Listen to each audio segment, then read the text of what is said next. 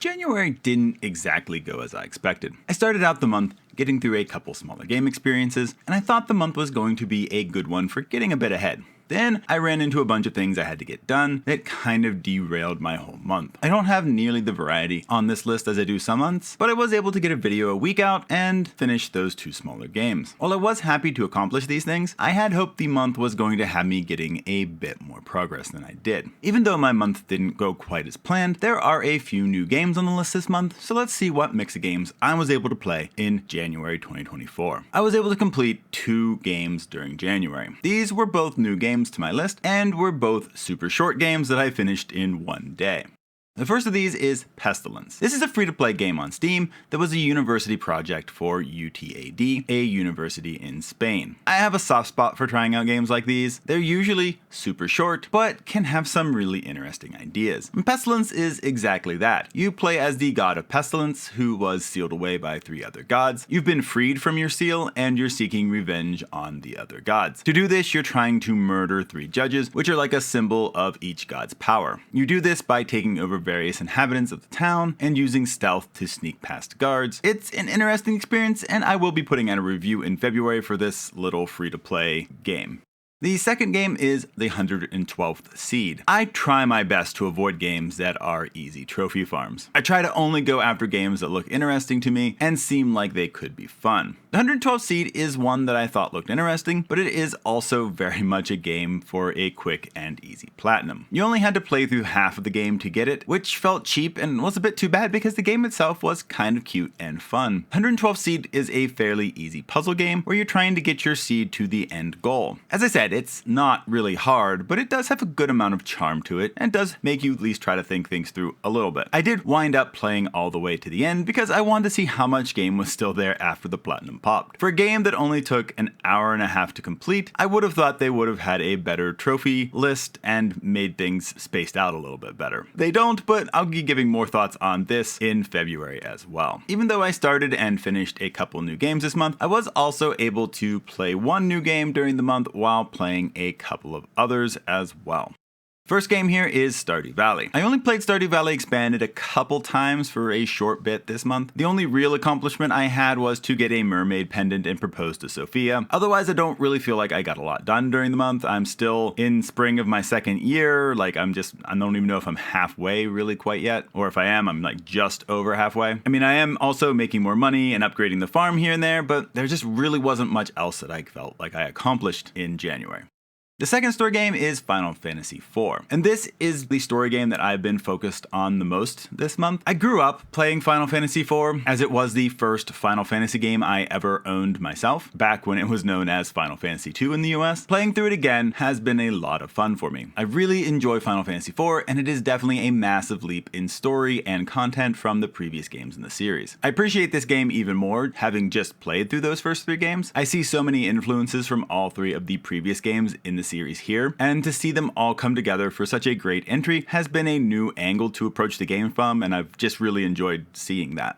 The third game is 1931, Scheherazade at the Library of Pergamum. This was a new game that I added this month, and I also have no clue whether I actually pronounced the name of the game correctly or not, but that's my best guess at it. I only tried this game once near the end of the month, and I'm not sure what I think about it yet. It seems like a game that is going to be super hard, but also super interesting. It's a visual novel that also includes a stats system as well, so it'll be interesting to see how it plays out. I'm not very far into the plot, but you play as a girl named Sophie who has just graduated from high school as the valedictorian. She's super smart and seems like she has a tendency to get herself into situations. One such situation was catching someone who broke into her parents' library looking for something. He's chased away, but it leaves Sophie wondering what he was looking for and who he was. I'm guessing that's going to be a big plot point moving forward, but that's all the farther I am at the moment. I'm hoping this game will be interesting and not too frustrating, but I guess I'll find out. Moving on from these story games, I'll be focusing on games that I call endless games. These are games that don't have clear-cut endings. They can be online PvP, arcade, sandbox, creative, simulation, or party games. Some of these are games I enjoy quite a bit and keep playing off and on, while others are ones that I play for a season and then move on from. There are also games that we'll play as a family off and on depending on the month. Now, I haven't played many of these games this month. Normally this is where my list tends to get really long, but I've been busy and so has the family, so that's made for very few chances to sit down and play things together or for me to play these kind of games on my own.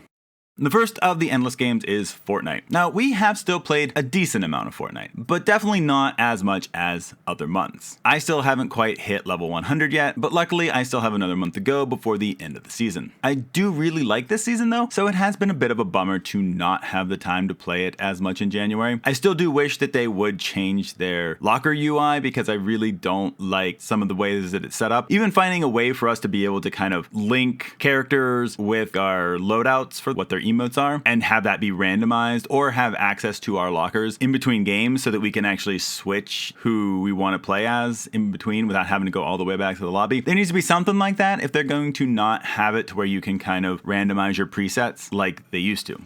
Second game is Marvel Snap. Now, I was still able to play a decent amount of Snap over the last month. This was a great game to play a match or two of when I had a little bit of time, but not enough time to really get into anything bigger. Even though I have played a decent amount of Snap this month, I did not get many new cards, despite opening a number of Spotlight caches over the month. I only picked up Scar from the Season Pass, and Stegron because he moved down to a Series 3, and I was able to pick him up in the free Series 3 pool for the month. Now, while I maybe had terrible luck getting new cards, I still picked up a lot of fun variants, including some variants for cards that I hadn't had one yet, so I was really happy about that. And now, if I can only stop getting stuck in the 70s and the ladder, I'll be really happy. Third endless game is Overwatch 2. We played this at least once this month as a family. We maybe even played it twice, I just can't quite remember. We had a pretty good time playing it and maybe seemed to be getting a little bit better at it as a family, as the four of us playing it, but it's kind of hard to tell. As I always say, I enjoy playing Overwatch 2, but it's just not going to be a game I commit to heavily for a number of reasons.